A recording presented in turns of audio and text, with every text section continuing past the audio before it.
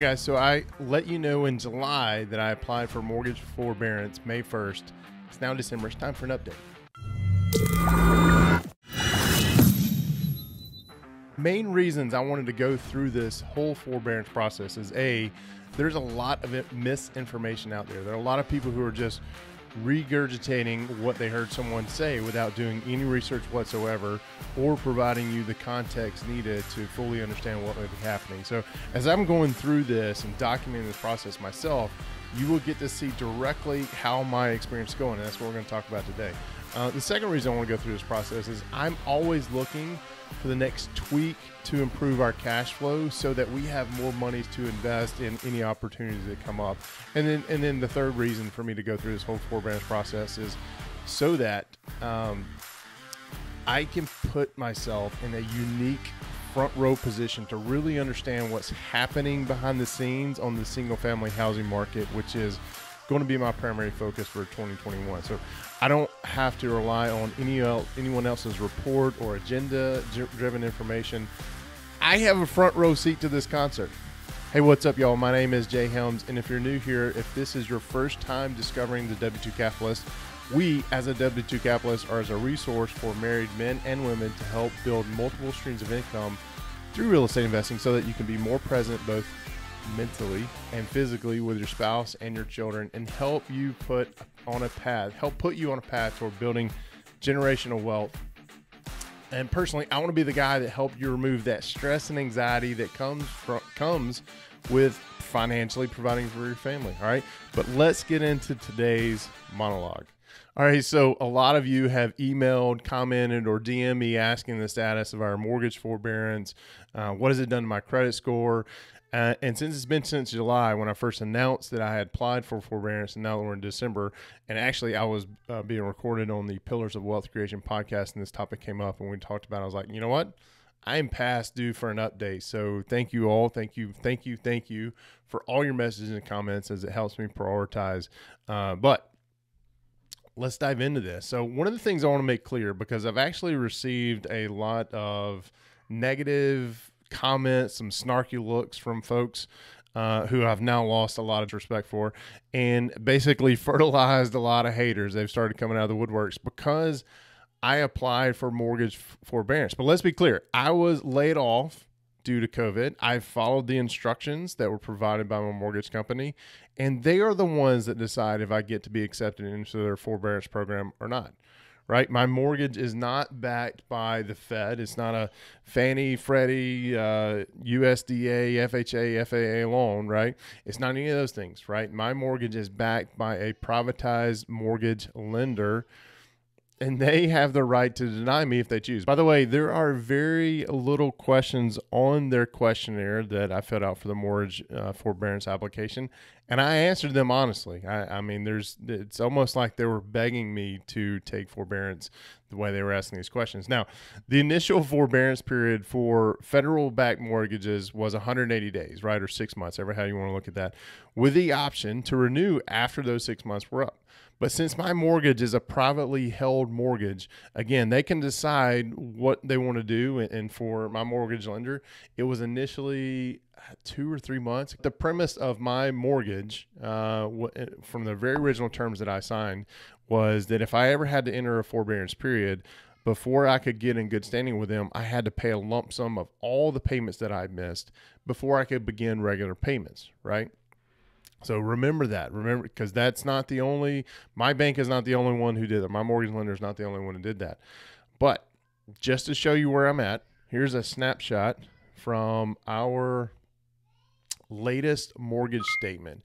And what you're going to see, so you can see the statement date was just a couple of weeks ago, payment due date, January 1, 2021, amount due, which includes the amount that was due on January. So you can look at the explanation of amount due at the very bottom, but it adds in the monthly payment that's due on January 1st. You can see how far we are behind or in forbearance. You may be asking, why is the escrow so much? Thank you, Florida, for our insurance going up 30% this year. It used to not be that expensive. But anyway, for escrow is going up a little bit. So that's where we are, right? The original forbearance period started May 1st, as you can see here, and is appropriately labeled as originally missed payment date, right? That is definitely labeled correctly. But one of the biggest misnomers about accepting forbearance, really kind of what put me on this path, was what was it going to do to my credit score? What was it going to do to anybody's credit score that applied for it? I would hear people in my circle who I've now distanced from my circle discuss how it's going to hurt your credit. Don't do it. No one should do this. It's going to kill your credit. You're never going to be lendable again, blah, blah, blah.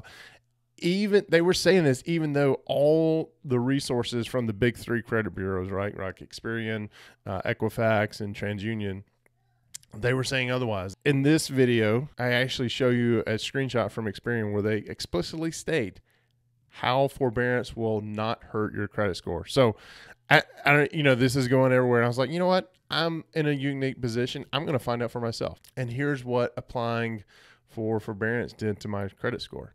Let's look at this. So this was updated on November 24th. I just logged in and it didn't see an update for December. So you guys are getting the latest and greatest. It's still pretty good, right? So you remember, I applied for forbearance, and make sure you guys can see this, May 1st. As you can see, from June until now, our credit score has stayed 800s, low 800s. It's dipped a little bit this past a month in November because we've been moving some things and making some things, getting ready for our focus for 2021. And anytime you do that, at least in my experience, that has always affected my credit score that way. So nothing I'm too worried about. But what the point I want to make here is we have now been in forbearance for 7-8 months, and our credit score has held strong. Applying for forbearance and accepting those terms has done nothing to affect my credit score, right? Absolutely nothing. Now, a quick update. This week I received this letter from my private mortgage lender. Let's see if you guys, well, you can't even see that. It's just a white page. There is words on it. It is the actual letter. And they are now changing the terms of my loan. Now, previously, I probably would have been pissed about this. But in bold print, it says, when your COVID-19 forbearance ends, we'll defer missed payments to the end of your loan. Now, they go into several bullet points here, and I don't think you guys can see that, and I'm not going to go through the whole entire thing. They talk about what is going to happen with escrow and if there's a shortage in escrow and all that. But one thing I do want to point out is they point out that they're no longer going to require a lump sum for any missed payments to get my loan back in good standing. But instead, they're going to take a lump sum, whatever those missed payments end up being, and they're going to put that on the end of the loan. Now, they're not adding links to the loan. It goes very specific details. They are not adding time to the end of the loan.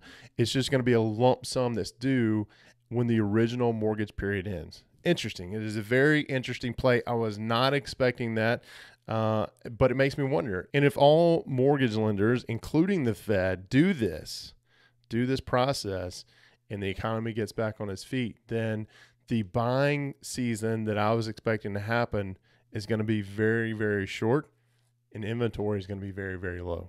Just something for you to think about as we go into 2021 and you're making these plans and you're making these moves. Guys, just think about it. Think about what this means for you and your strategies on your real estate investing as you go forward, right? Again, thank you for the questions. Even you haters, if you're even watching to this point, thank you very much. Keep those comments, the thumbs up, the thumbs down, whatever the case may be. Keep them coming. I appreciate you. Thank you very much. And again, if you don't want to drop your comment below, email me, j@w2capitalist.com.